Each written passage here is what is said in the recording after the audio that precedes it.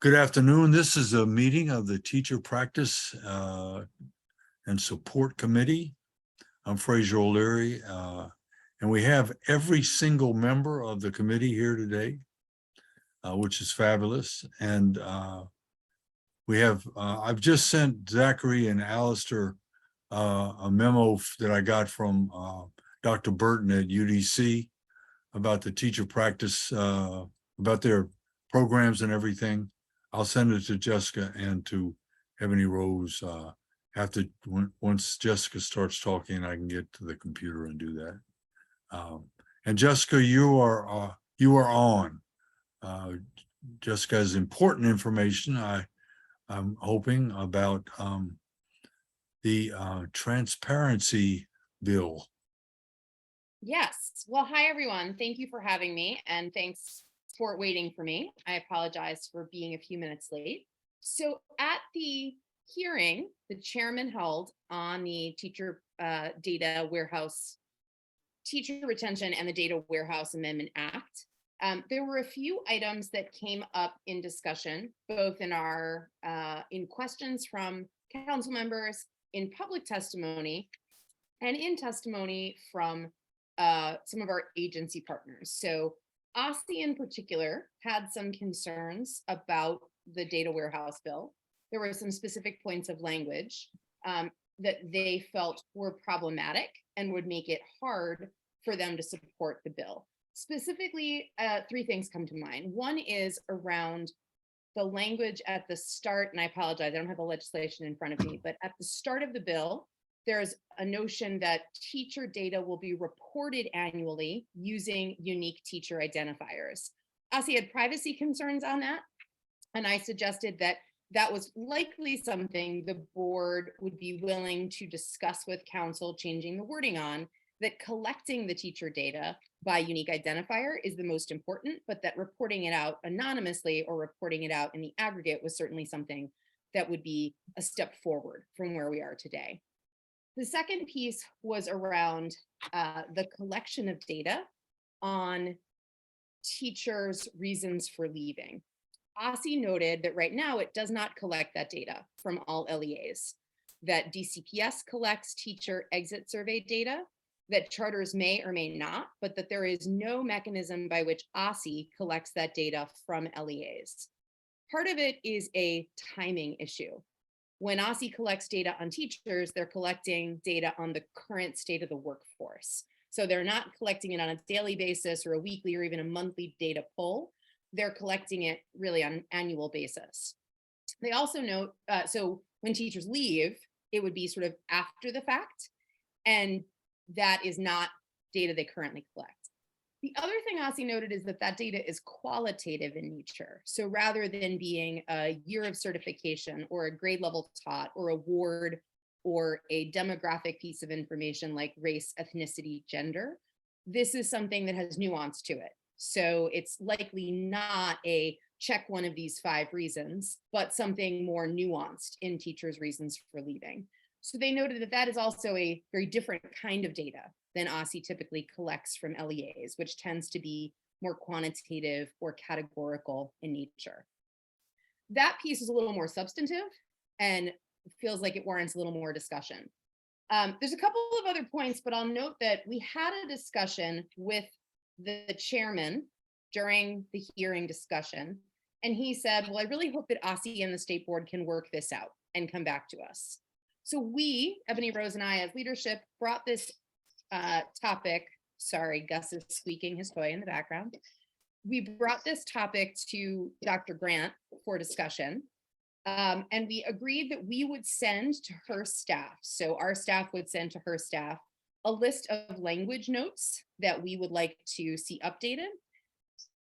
On the issue of the teacher reasons for leaving, we talked a little bit more about it, and Ebony Rose, you can please chime in if you want to add color to this, but that felt like an area where OSCE was unlikely to move and say that they would be supportive of the legislation, or that they would even know how they would collect that data, given the current structure of their data collection and process. So they really wondered if there were other ways the board might think about how we understand teachers' reasons for leaving that might not result in annual data collection and publication by OSSI, but might instead belong to something like the Research Practice Partnership or other research entities in the city. So those are the things that I'm bringing to you. All of that is to say, I don't know if the chairman will move ahead with this legislation. I think next week is the last chance anything moves. Am I right on that?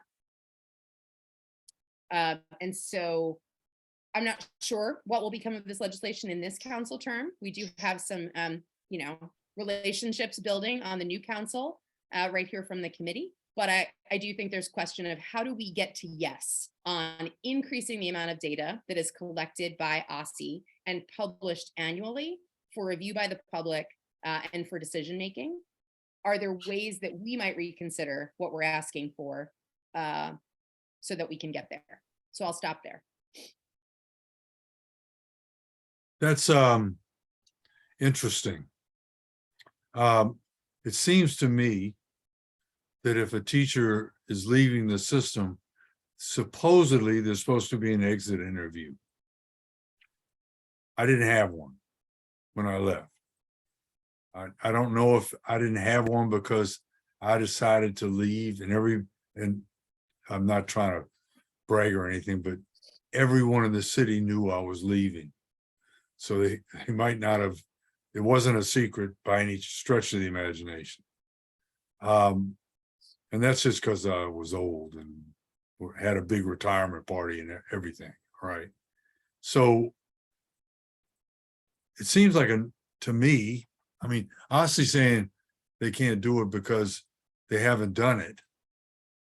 And I don't see, I'm still, as you all know, I still am trying to figure out what's, in some ways, what is OSSI's role in the control of the schools in the city? Because it seems to me that OSSI should be able to tell all of the schools in the city, because they all are under their OSSI's purview in some ways, about, a question on an exit interview is, why are you leaving? Period. And that's, Jessica, does that make sense? It does, Fraser. I think two things are at play that I think are true about what you said, and sort of maybe part of what OSSI's concerns are. One thing I think is that when you say you're supposed to have an exit interview when you leave the system, I know that is true for DC public schools. I know that there's an exit interview process that is supposed to happen for every teacher in DCPS. I don't know if that's true for every charter LEA. Sorry. Okay. I don't know if every charter LEA has that same policy or process in place. And I don't know where DCPS's requirement to have an exit interview comes from. Like, is that part of the WTU labor agreement? Is that part of their own internal policy? I don't think there's a citywide policy that says it has to happen. So DCPS should be doing those because they say that that's part of their process and they collect that data, but there isn't at the moment any requirement that they report that data to OSSI. So I think that's one reason, is that like OSSI doesn't have to collect it, so it doesn't collect it. And it is concerned as an agency that because DCPS has a process, they'd have to create a pathway for DCPS to give them that data. And then they either might lack that data for charters, or they have to create an analogous process for charters who might have different interviews or different ways of doing it. I think it gets to the school climate stuff we've talked about. It's the same idea that like DCPS uses one tool, charters use a variety of different tools. OSSI is not collecting it from any of them because they can't collect the same thing from everybody. Does that make sense? Fraser, I think you have stayed on mute.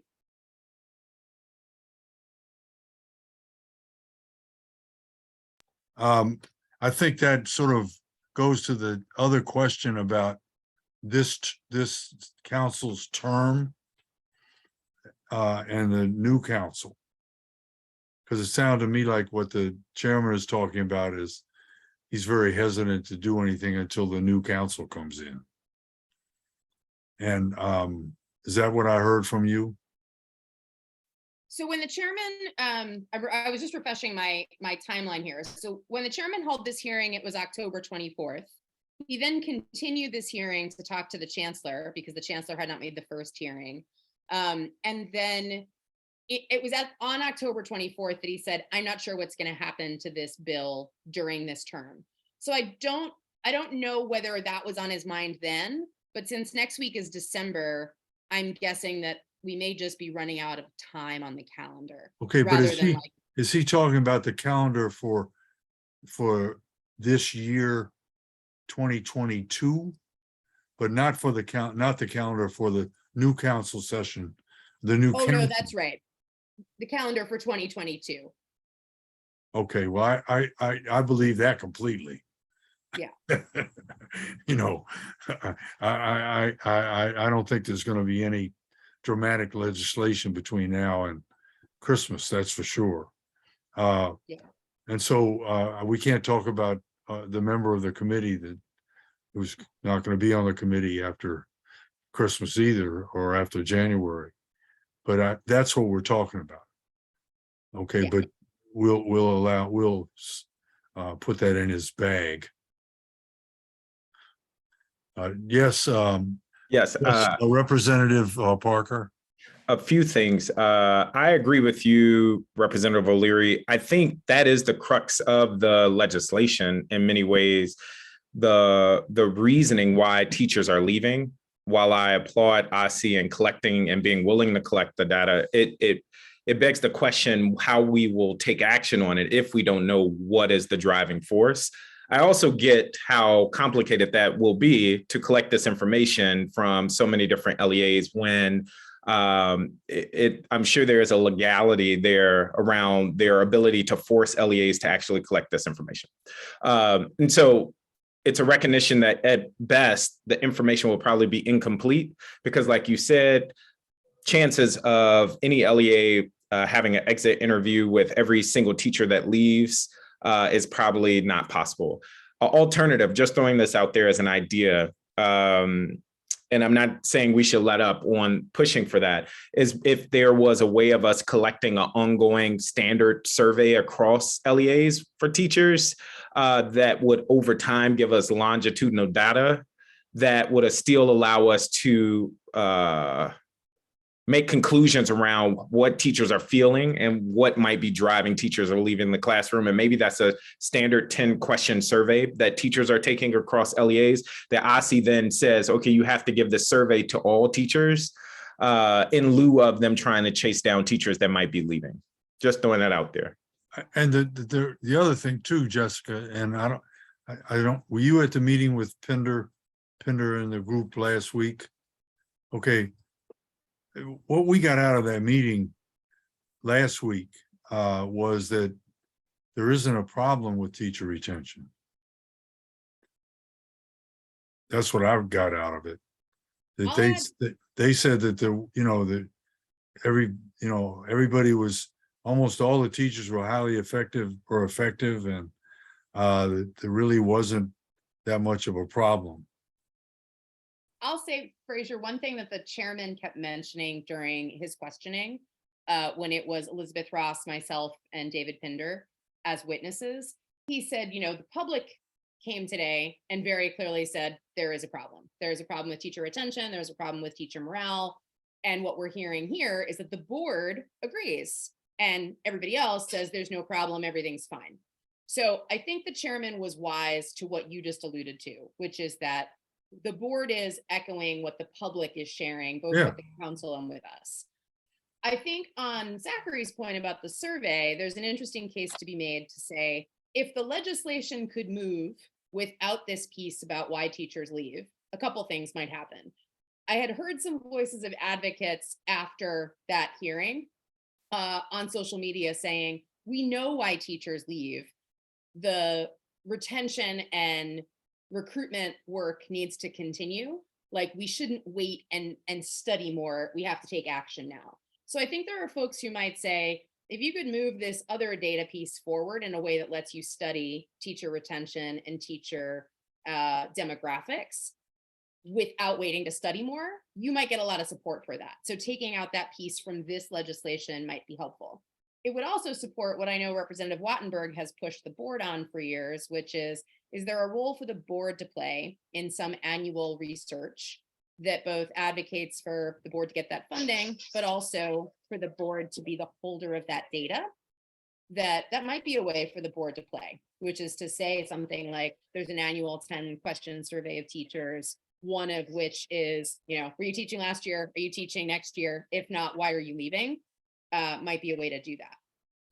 Yeah, I agree. I mean, because we can't wait for the systems to agree with us. I guess that's the bottom line for me, because we have to be proactive about all the things that to get teachers and to keep teachers, because what they were talking about is that it's not a problem, and the teachers leave before they teach 5 years. Those are the most important years. The first 5 years to keep teachers, for the system to provide support, mentorship, and those kinds of things that are not being provided to these brand new teachers. At the meeting the other day, I had to get down on my knees to beg Pender about the fact that DCPS doesn't. I volunteered my time and energy to just talk to new teachers about, just to answer questions about what it's like to be a new teacher. And I'm still, if I was holding my breath, I would have been gone long ago. So we have to do it. And I'm sure that the chairman supports it. So that kind of action, which is very good. So we're gonna keep doing it. I guess that was sort of in a, but Caitlin, can you give us sort of a nutshell? Can we let Ebony Rose say something? She had her hand up. Oh, I'm sorry. No worries. Thanks, Caitlin. Yeah, I mean, so Representative Sutter shared some of the options. There's also, I don't even know how to put this because my brain shut down about an hour and a half ago. There is also the option to do it later. Like when I say do it later, I mean like maybe the legislation doesn't require that this is done immediately. Maybe the legislation could require that since DCPS is already collecting some of it, that it be reported out sooner. Give some type of on-ramp for OSCE to build some capacity to do it maybe a year out or 2 years for all LEAs in the future. Maybe that is also a possible compromise to make it happen as far as the qualitative data around why teachers are leaving. I don't know if that makes sense because yeah, struggling to get it out of my head. But essentially, like we could modify the legislation to say like, hey, we still want this data, but we change the horizon for when we start to collect. Like it would not be immediately, it would be, a year from now or 2 years from now. We start with DCPS, they build capacity, we then get all LEAs 2 years out or 3 years out as they build the appropriate vehicle. That could be an option too. The thing that bothers me is that everyone knows on the second week of school how many teachers aren't back. Period. Everyone knows right now how many slots haven't been filled in their individual schools. Because we still have schools in Ward 4 that don't have teachers. And I'm sure you do in your wards. And but we should be able to know what that number is right away. when the schools opened in August, there were teachers that weren't back. And the system knows, the principals know, that shouldn't be private information. That's not talking about individuals. I don't care who it is. I just want to know how many there are. Yeah, I mean, that makes sense. And I think the solution to de-identify the data gets to that. It's like, I feel like after having heard from the chairman, his recommendation was to like talk with OSSI, see if we could work it out. The recommendation from OSSI is like, okay, could we de-identify the data? So you know that how many is important. Yeah. I think when I'm talking about the longer horizon, it's for the qualitative data around the why teachers are leaving. And I can understand why not all LEAs are, well, understand intellectually, right? It doesn't matter if I agree or not. Why all LEAs are not currently collecting that data. But if we have one LEA, which is our largest LEA, collecting that data, and we can start to get that more immediately, and then we say OSSI needs to build something consistent that works across LEAs and the capacity to do this. But we also will have to give them the time to build that. We then don't have to strip it from the legislation altogether.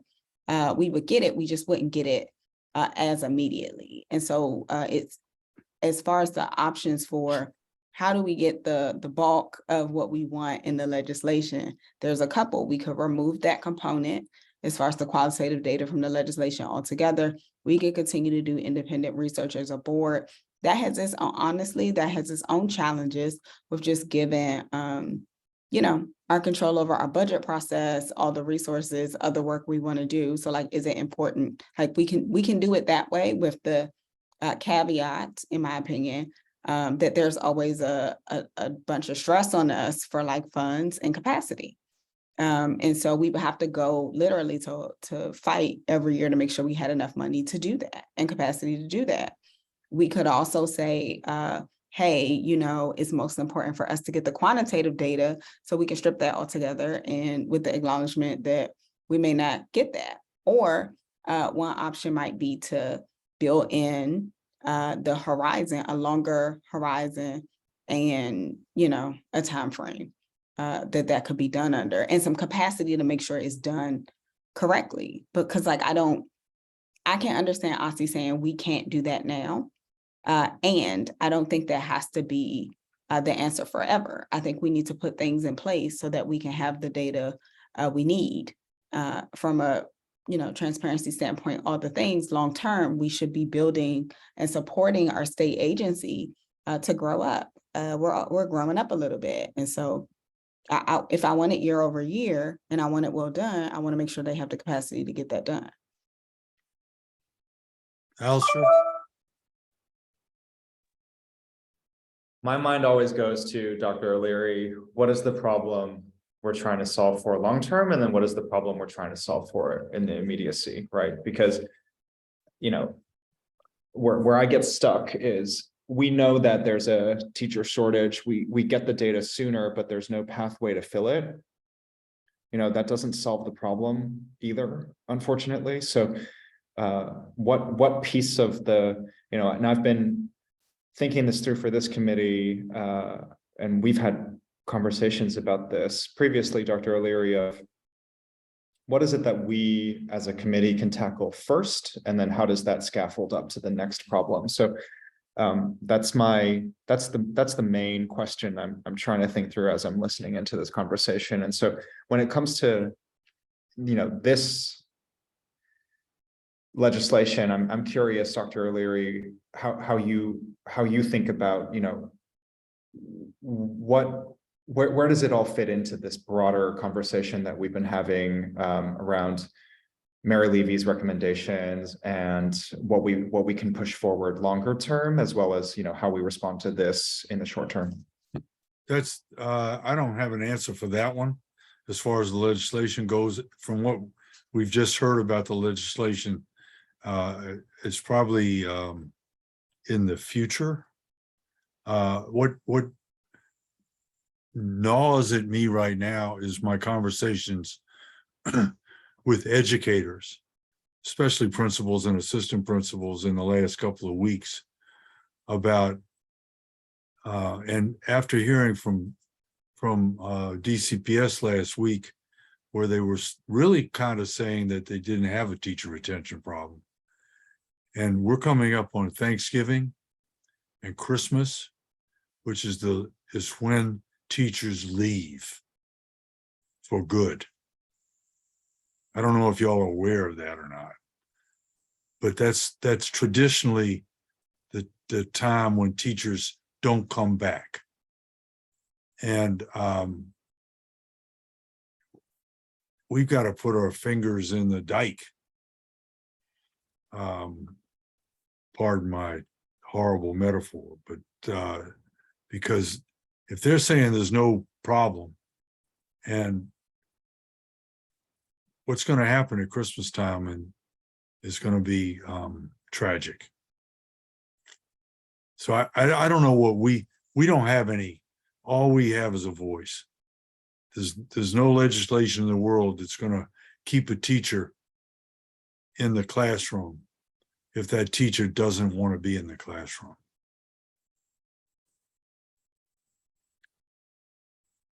I know that's not a very positive answer, but that's reality.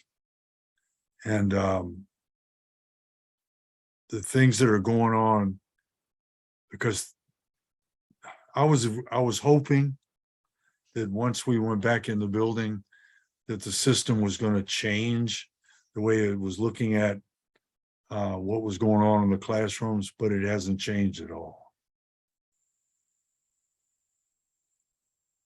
Now, I don't know what you're getting from your schools, but I talk to people, not just in Ward 4.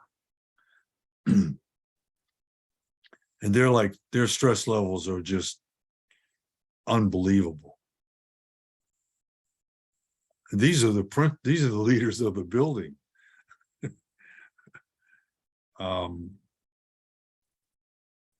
They can't wait till Wednesday afternoon. And if you don't recognize the problem, you can't ever solve it. Like you were talking about, Representative Chang. Recognize the problem is the most important thing. And if the systems don't recognize a problem, then we're I don't know what we're doing. Because I don't there's nothing there's no resolution we can write. Dr. Sutter, as someone who thinks very I think you and VP Thompson both think very pragmatically. How do you recommend immediate next steps? On this particular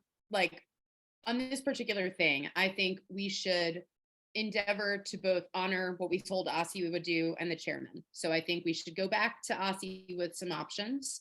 And I think a couple of options came up in conversation tonight that make sense. One is to say we strike the language altogether from the legislation and ask Asi if they'd be amenable to supporting us on the further data collection efforts in the legislation, whether the chairman moves it in December, which I agree with Fraser is unlikely, or moves it next term. The second is to say, we know it's hard for you to do now. We're going to propose a longer extended timeline that Asi begin to collect this data in, let's call it school year 24-25 with DCPS, and then building out from there. So I think we can go back to Asi with two options.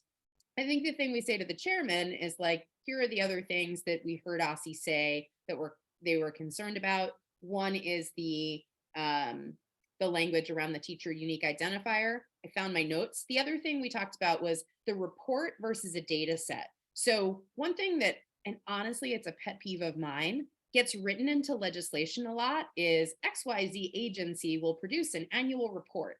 And it's fine, right? Like reports are good and they're static documents that help us refer to a point in time. But they're a lot of work for agencies and they don't really help with the thing we want, which is the longitudinal data over time. So what we really want is annual additions to a data set that build up longitudinal data over time that would also relieve perhaps Asi from the annual reporting of like, here's this static PDF on our website at this date certain, but rather on December 1st, data will be updated. And this is what it looks like. Ebony Rose reminded me the other day of the other thing, which is the date was something Ossie had referred to, which is like the date by which we said the data should be collected doesn't align with their actual data collection timeline. On those 3 points, shifting from a report to a data set, the teacher unique identifier, and the timeline, I think we should just go back and say, like, we're amenable, switch those things. Let's make them make sense, because the important thing is that the data gets collected.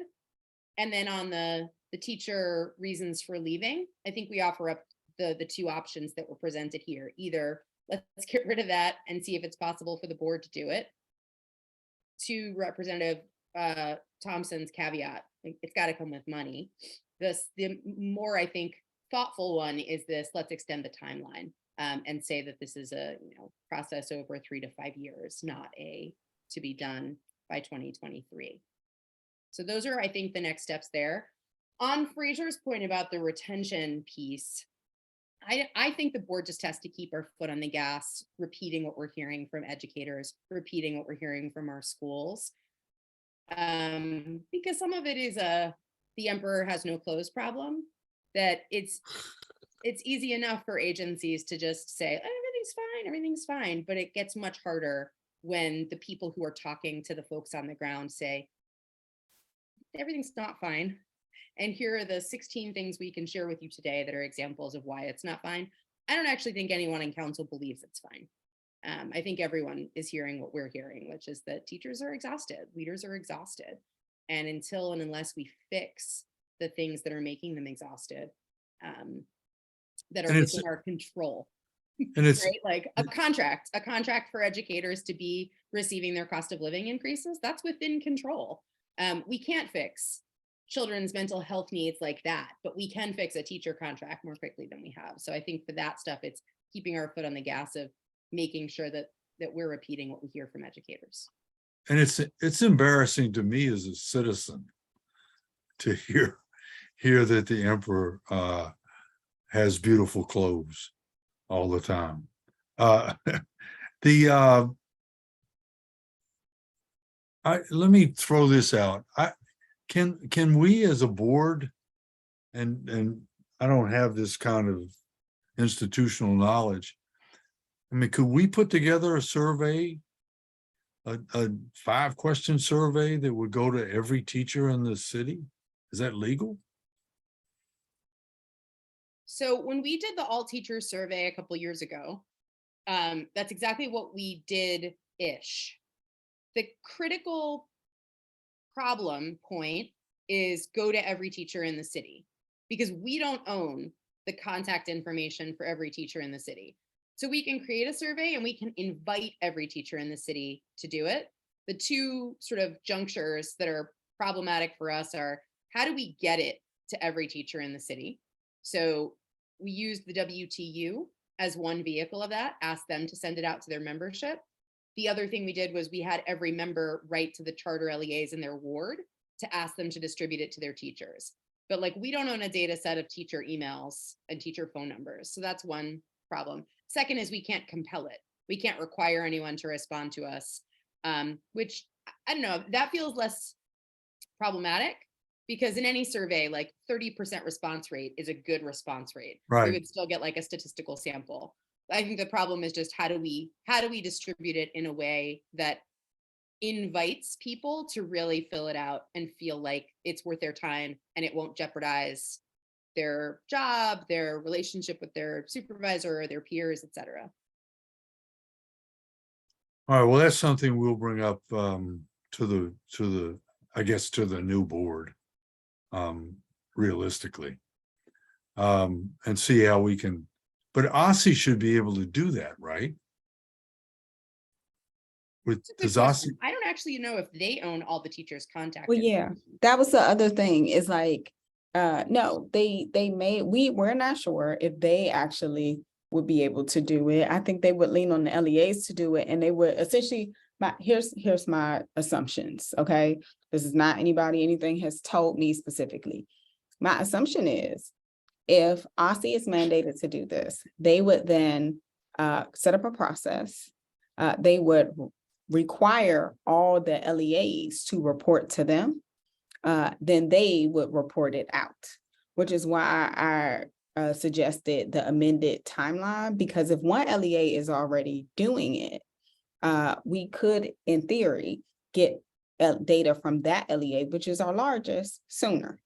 Right. And then we could make sure we're asking standard questions across all of our LEAs. But my guess is there's going to be some capacity needed both to collect it and to put something in place where other LEAs are collecting it. So those are my assumptions, is that they're not going to be able to just be like, hey, every single teacher do this, that they're going to need to lean on the LEAs to do it.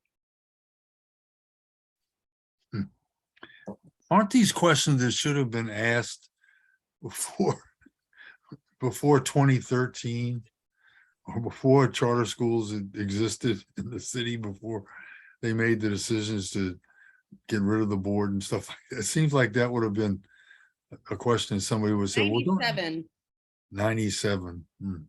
Seems like 1997, that's when they came on board. seems like only yesterday. But it seemed, Yeah, but we weren't doing that when we had a local board. I mean, like, honestly, I think this is something a state agency could and should do. And we should make sure our state agency has the capacity to do it. Because if we want to be the 51st state, we need to act like a state. Across all of our districts, we have 68 of them. We should have consistent information around teacher retention. yeah, That makes sense. And so that's why I'm pushing for it to be OSSI, not because I don't want us to own more things, but like in real life, OSSI is our SEA, right? Like they should be doing this. That makes sense. That's their No. role. And we should push for that to happen. I agree. I mean, that's the same thing with literacy, Alistair, is that, OSSI should be the lead dog in the race to make sure that children are tested before they go to first grade. Like, we didn't even talk the other night, and I should have mentioned about Ruth's participation with dyslexia. But, students aren't even tested for dyslexia in the schools. So, President Sutter and VP Thompson, is there something that the committee needs to vote on so that we can equip you with the right next steps? I don't know if the committee needs to vote on it, but I want to read back what I just wrote down, which is for OSSI, teacher data bill, 3 wording changes. 1, report versus database. 2, report without unique identifier. 3, accepting the date or timing that OSSI says is most appropriate to their current data collection.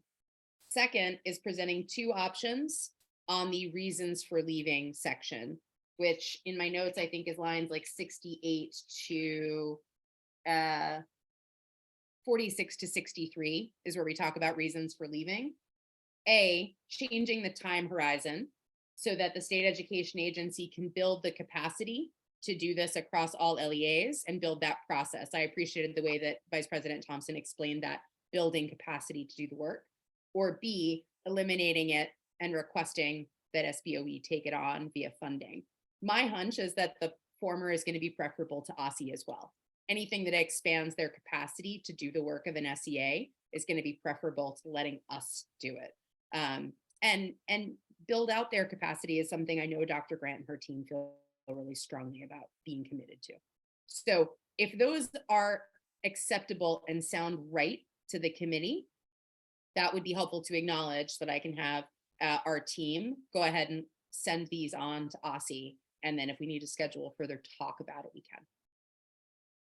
Are we going to bring this up at our business meeting? Or Can, if is you that like, to make sure that the board is okay with it, that like these are the things that the committee discussed and would like to advance. Okay, so I should do that in my report, or are you going to do that? If you would do it, Dr. O'Leary, I can then just acknowledge that we heard that from the committee And barring any concerns by the board, that's what we're passing on to OSSI. Or we can say, we heard it from the committee and we passed it on to OSSI. Yeah. Colleagues can tell us if there's anything else. The latter. Because theoretically, we might even get an answer back before the meeting. I mean, that would be fun. And Dr. Grant will be in the meeting. Yeah. But maybe we could get a response from OSSI with that. Yeah, if those things sound right to you, I'm happy to do Yeah, that. yeah, I yeah. will have Alex and Bernice know tomorrow, and Caitlin obviously has notes from this meeting. What else have we got?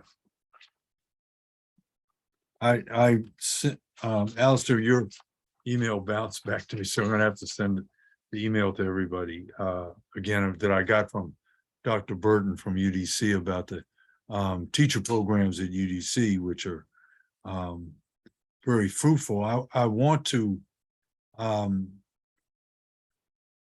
gonna get in touch with her about if all, it seems to me that all brand new teachers in DCPS should know about the program. At UDC has a 1-year master's program, a night program. It's only 1 year.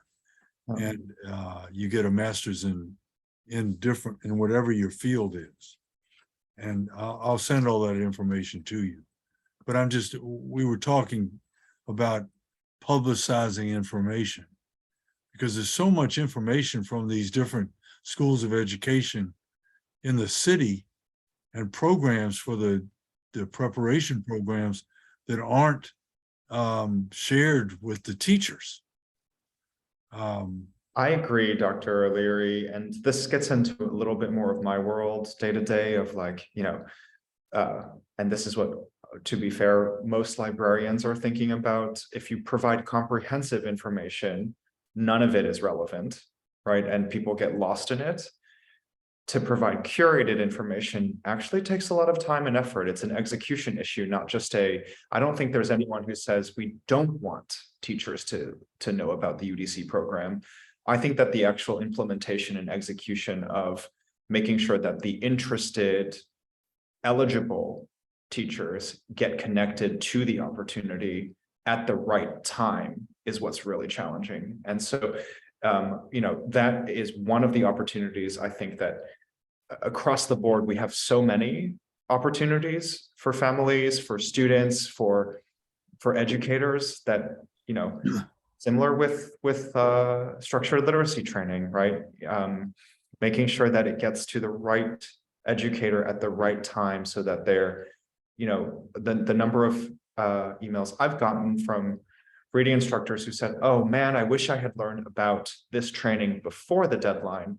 It's a constant problem. And I don't think that the solution is very simple or purely an advocacy issue. I do think that it is an execution challenge. So when I get excited about thinking about our role in this, I would love to see more staff on the DC SBOE team who are thinking about community outreach, because I actually do think that there's a constituent services outreach role that we can play, that can be thinking about how we do a piece of this work, right? Because I actually do think it's very hard work to get done right.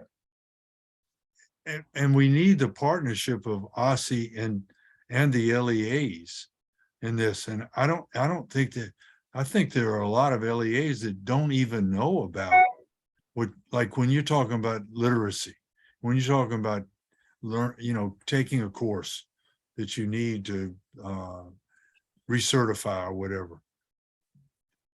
They're out there, but the teachers don't know about it. And the LEAs, it's got to come down, unfortunately, from the top. But I guess we have to push the top about that. I mean, just what you just said, is great. But Dr. O'Leary, I think what I hear, for literacy, let's say, if you emailed the head of school or principal and say, hey, did your teachers learn about this? The answer is yes. It went in the mass email.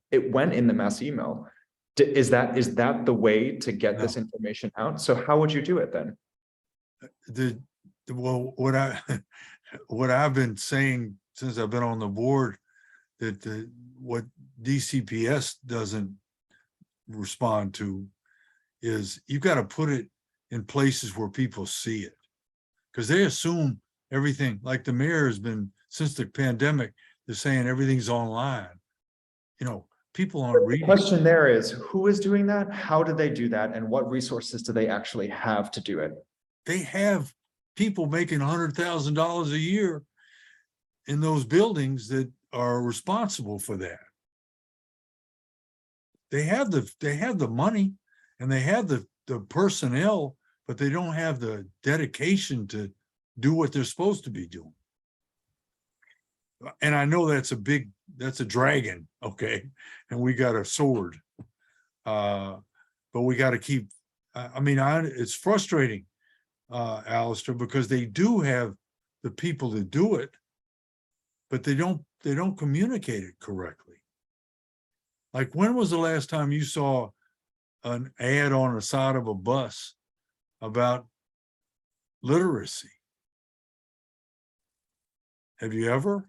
I mean, even more challenging though is how ineffective bus ads are, right? So, I don't know how ineffective they are, though. I mean, when I'm driving, I'm reading the ads on the bus, and they have all these things for different schools in the ward. Like, I saw something advertising Cardozo one time and advertising Roosevelt and everything. I think that they're more effective than nothing. yeah, sure. I think It's not, you're right. It's a huge problem. The communication problem is a huge problem. But the I bring this leaders, back to, this is why I think we should have school librarians, because they're not only curating information for the students, they're also often curating information for the community. And that is a really difficult, constant role, right? It is, I read the whole email from, that gives all the opportunities, and we need folks to be better at matchmaking who gets then what. no, And that's great. that's not an easy task. And we do have a new person on the board, right? Who's in charge of community outreach. Yeah, and Dr. O'Leary, I actually do have to jump at 6 exactly. So are there any other things that we need Oh, to? no, I think that we're, I'll just jump in. So we only have 3 more minutes. I did want to do a quick report back because Fraser was on a call with some people from DCPS last Thursday. It was supposed to be at retention and recruitment at DCPS. I did forward some notes along in an email, maybe 2 hours before the meeting. But something I did want to ask people to submit are any questions you have about retention, recruitment that you would like to ask DCPS. Just send them to me and I will follow up with DCPS in an email. It could be something about like the clearance process. It could be if you've heard any issues from teachers that you kind of want to forward along. If you have a question about mentorship programs, send those along to me and I will send it along to DCPS. That is one to do. Another to do could be, reflecting on this most recent conversation we just had about the communication piece. Do we want to create some sort of communication plan for, collaborating with our EPPs about how best they think that we should help them put out their program information? That is something that we can try to collaborate with them on. We can even ask OSSI if we can get to share some of this information on their emails, because I am on one of their listservs and I do know that they do share out resources to educators. So, there are these things that we can just think about. We can touch base offline as well, because I know that we have 2 minutes now. So yeah, that's for me.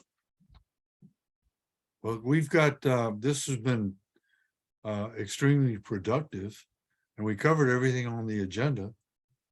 So I guess I give you all an A. Thanks, Fraser. We've really got to, and we didn't even talk about, there are teachers that leave because the buildings are unsafe. But we didn't talk about that, but that's not part of our purview as the educator practice and support, I guess, but I'm interested in talking to y'all offline about how many buildings in your ward are in bad shape. I really need to know, or have problems with HVAC, and especially since it's getting cold. Because we had a radiator burst at Whittier Elementary a couple of weeks ago before it got cold, so that the water that came out of that explosion was cold water. But I would hate to think of what would have happened if it had been hot water or boiling water in a radiator.